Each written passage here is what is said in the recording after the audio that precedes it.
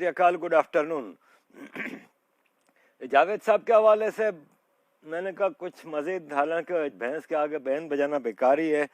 मतलब एक तो होती है एडवोकेसी ऑफ ए डेविल, और ये तो मुसलसल अब अपनी ईगो पे अड़ गए हैं कि खिलजियों को, मुग़लों को, जितने इन्वेडर्स हैं इनको वो डिफेंड करेंगे और उनकी अच्छाइयाँ ही बताएंगे।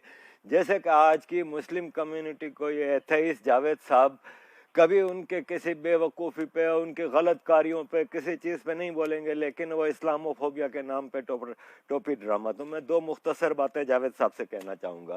पहली बात तो ये कि जावेद साहब, आप ये जो खिलजियों की तारीफ़ें कर रहे हैं और उसके लिए आप विवेक साहब को भी जवाब दे रहे हैं और पूरे हिंदुस्तान को जवाब दे रहे हैं, तो मैं आपको सिर्फ इतना कहना चाहूँगा कि आपके घर पे आज से 70 साल पहले, 80 साल पहले कोई आ जाता है डाकू, और वो डाकू आके आपके घर पे कब्जा कर लेता है, आपके पूरे ख़ानदान को ग़ुलाम बना लेता है, और फिर वो आपको अपनी मर्ज़ी से ज़िंदगी गुजारने पे मजबूर करता है और ख़ुद अय्याशी करता है। डाकुओं का पूरा टोला अय्याशियाँ करता है, आपका घर पूरा खिदमतें करता है, और वो आपके लिए कुछ टैक्स के हवाले से, इनकम के हवाले से कुछ रूल्स रेगुलेशन बनाता है, क्योंकि वो आपका मालिक होता है।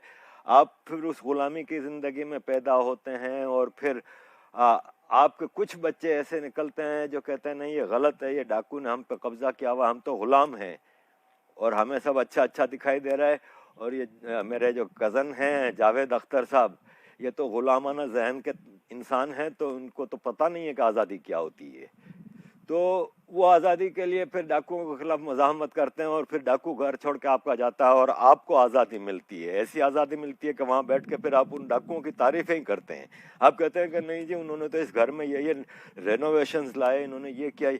वो किसके बल पे किया? वो हिंदुस्तान का पैसा था, वो हिंदुस्तानी लोगों की मेहनत थी, वो सारा कुछ हिंदुस्तान का था। लेकिन फिर भी एक कंस्ट्रक्टिव चीज़ आप उनकी निकाल के नहीं दिखा पा रहे, जिसने इस हिंदुस्तान को फ़ायदा पहुंचाया हो, उन खिलजियों का या उन मुग़लों का। ये ताजमहल और ये जो आप गिनवाते हैं, आज तक आपकी बिरादरी इस प्लाज्मा के लिए एहसान जता रही है पूरे हिंदुस्तान पे कि हिंदुस्तान को बचा लिया मुसलमानों के ब्लड प्लाज्मा ने। भरे पड़े हैं ब्लड बैंक। तो जावेद साहब, आप वो इंसान हैं जो उस डाकू की तारीफ आज भी कर रहे हैं जिसने आपके ख़ानदान को, आपके घर को, आपके लोगों को ग़ुलाम बनाया था। लेकिन नहीं, यहाँ पे शायद मैं गलत हूँ, क्योंकि हो सकता है आप उस डाकुओं के कबीले से ही ताल्लुक़ रखते हो, आप भी उन्हीं इन्वेडर में से हों। यहाँ पे मैं अब दूसरी बात करूँगा आपकी। दूसरी बात यह है जावेद साहब कि आप हैं एक शायर। मद्दाह सराई, तारीफ़ें करना, ये आपका पेशा है, जिसको आम ज़बान में चमचागिरी कहते हैं। ये आपका पेशा है ना। शायर का काम क्या होता है?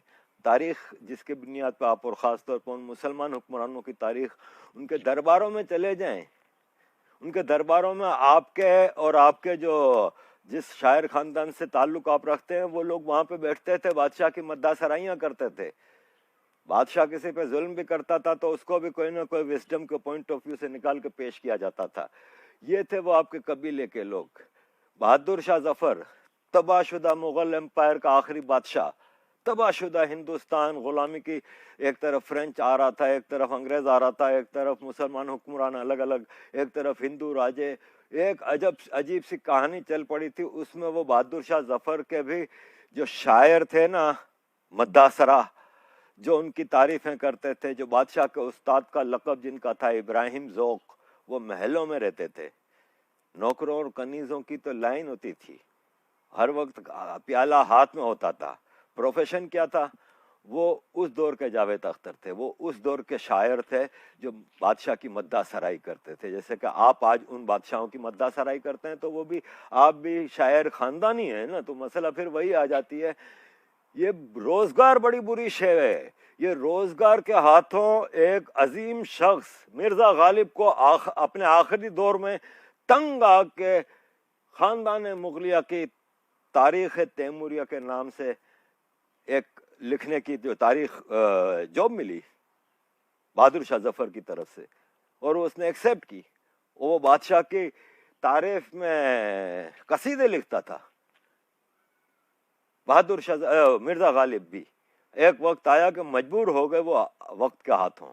تو کہنے کا مطلب یہ ہے کہ پھر آپ کا بھی قصور نہیں, آپ اس پیشے سے تعلق رکھتے ہیں جس کا کام ہی یہ ہے, کیونکہ آپ لوگوں نے اس زمانے میں بھی اس کی مداح سرائی کی ہوگی. میرے آپ جیسے مسلمان ہندوستانی بھائی بہنوں اور میرے تقریباً پاکستانی بھائی بہنوں کی مینٹل اسٹیٹس میں اور مینٹل اپروچ میں ذرہ برابر بھی فرق نہیں ہے کہ آپ لوگ ان انویڈرز کو ہمیشہ اچھا سمجھتے ہیں, تعریف کرتے ہیں, جنہوں نے آپ کی ماؤں بیٹیوں کی عزت سے کھیلا تھا, جنہوں نے آپ کے لوگوں کو غلام بنایا تھا. مجھے سمجھ نہیں آتی کہ آپ لوگ پھر تعلیم یافتہ بھی کہلاتے ہیں.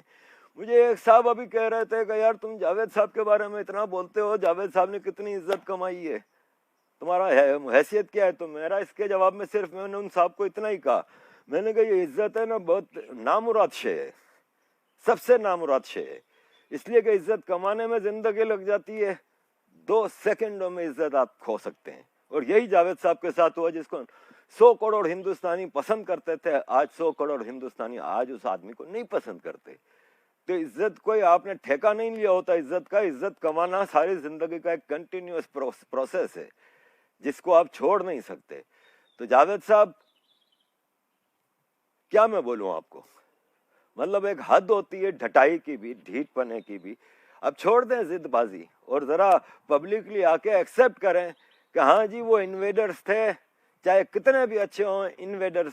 مطلب جاوید صاحب آزادی سب سے بڑی نعمت ہے, یہی ہم آپ جیسے شاعروں کی زبانوں سے سنتے تھے. آپ غلامی پہ فخر کر رہے ہیں.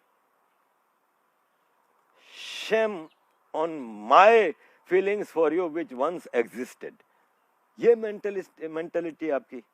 اب آتے ہیں آخری چھوٹے سے ایک پوائنٹ پہ کہ آج میں نے صبح ایک پوسٹ کی تھی صفورہ بیگم کی, جن کے بارے میں سارے لکھاری سبا اور یہ اور وہ جتنے ہیں سارے شروع ہو گئے ہیں کہ جی پریگننٹ عورت کو بند کر دیا ہے جیل میں. اور اس کے بارے میں نے ایک پوسٹ لگائی تھی جس کو میجورٹی آف پیپل نے تو لائک کیا ہے, لیکن مجھے کچھ لوگوں نے اعتراض کیا ہے کہ یہ بلو دا بیلٹ وار ہے اور آپ کو نہیں کرنا چاہیے تھا. تو جناب یہ کوئی اسپورٹس نہیں ہو رہا, باکسنگ نہیں ہو رہی کہ جس میں رولز اینڈ ریگولیشنز کو دونوں سائڈ فالو کریں گی. یہاں پہ تو سیدھا سادہ ایک وار چل رہی ہے, 5th جنریشن وار, اور اس میں سامنے والا کوئی رولز اینڈ ریگولیشنز کو فالو نہیں کر رہا. وہ فیک نیوز کی بھرمار کر رہا ہے, وہ فیک اسلامو فوبیا کے آڑ میں ہندو فوبیا کا خوب پرچار کر رہا ہے.